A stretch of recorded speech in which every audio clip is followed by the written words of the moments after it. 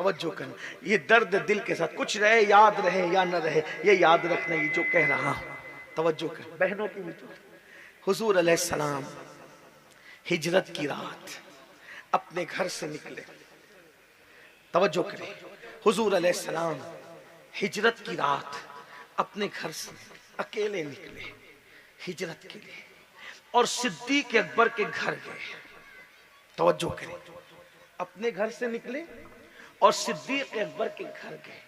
جیسے ہی دروازے پہ پہنچے، صوفیہ ہمارے بزرگ علماء نے لکھا ہے کہ دستک کے بغیر دروازہ کھلا اور صدیق نے کہا حضور ہجرت کے لیے چلنا ہے، ہجرت کی رات آ گئی۔ واہ سبحان اللہ، ہجرت کے لیے چلنا ہے، ہجرت کی رات آ گئی۔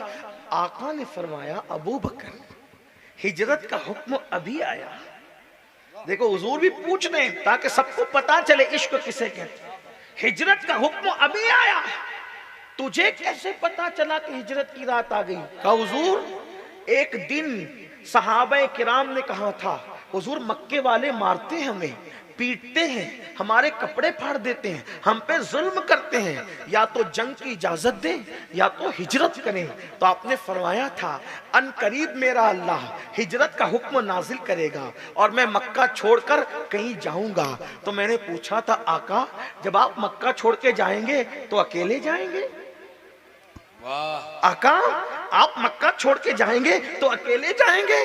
تو آقا نے کہا تھا نہیں ابو بکر میں تمہیں ساتھ لے جاؤں گا۔ سبحان اللہ، ابو بکر اکیلے نہیں جاؤں گا، تمہیں ساتھ لے جاؤں گا۔ تو حضور ہجرت دن کو کریں گے کہ رات کو کریں گے؟ کہا ہم ہجرت رات کو کریں گے۔ آقا جس دن سے آپ نے کہا کہ ہجرت رات کو کریں گے، کب کریں گے؟ نہیں، جب تک حکم نہیں آتا نہیں۔ کب حکم آئے گا؟ اللہ کی مرضی ہے۔ صدیق کہتے ہیں آقا جب سے آپ نے کہا کہ تجھے ساتھ لے جاؤں گا، رات کو ہجرت کروں گا، اس کے بعد سے ابو بکر کسی رات کو سوتا نہیں تھا، بلکہ دروازے کو پیٹ لگا کر کے بیٹھا رہتا تھا۔ ہو سکتا ہے آج ہی ہجرت کی رات ہو سکتا ہے آج ہی ہجرت کی رات ہو سکتا ہے آج ہی ہجرت کی رات ہو۔ آقا دروازے سے پیٹ لگا کر پوری رات بیٹھتا کہ اب آئے گا میرا یار، اب آئے گا میرا محبوب تو جانا پڑے گا۔ سوتا اس لیے نہیں تھا میں سو جاؤں اور غافل ہو جاؤں اور حضور کو دستک دینے کی تکلیف اٹھانا پڑے تو میرے آقا کو تکلیف ہوگی۔ حضور کی یہ تکلیف مجھے گوارا نہ تھی، اس لیے انتظار کرتا تھا۔ بلکہ کبھی ایسا بھی ہوا ہوگا کہ ہوا کا جھونکا آیا اور میں نے سوچا میرا محبوب آیا، انداز ہو بہو تیری آواز پاکا تھا، انداز ہو بہو تیری آواز پاکا تھا، باہر نکل کے دیکھا تو جھونکا ہوا کا تھا۔ اللہ اکبر، آقا کبھی سوتا نہیں تھا، انتظار کرتا تھا کہ میرے محبوب آ جائیں گے، میرے محبوب آ جائیں گے۔ بالآخر آج آپ کے قدموں کی آہٹ سنائی دی تو میں باہر نکل گیا کہ یا رسول اللہ چلنا ہے، ہجرت کی رات آ گئی۔ اللہ اکبر، دیکھا آقا نے بولا تھا، سرکار نے فرمایا تھا کہ میرے لیے رات بھر جگتے رہنا۔ یاد رکھنا عشق کے آداب عاشقوں کو سکھائے نہیں جاتے۔ اللہ اکبر، پھر سے اتنا کہا تھا تمہیں لے کے جائیں گے۔ صدیق رات بھر جگتے رہے، یہ عشق ہے۔ کیا بات ہے، آج ہم عشق کے باوجود بھی فجر میں اپنی آنکھ نہیں کھلتی، عشق کے باوجود بھی حرام لقمے پیٹ میں ڈال رہے ہیں، حضور کا دل دکھا رہے ہیں، آقا کو تکلیف پہنچا رہے ہیں۔ آئیے ذرا وہ آخری بات سنیں، جب صدیق اکبر نے کہا حضور چلنا ہے، آقا نے کہا چلنا ہے، صدیق اکبر نے اپنے غلام حضرت عامر کو تیار کر رکھا تھا اور کہا تھا کہ ہم لوگ جائیں گے اور تمہیں یہ کام کرنا ہے۔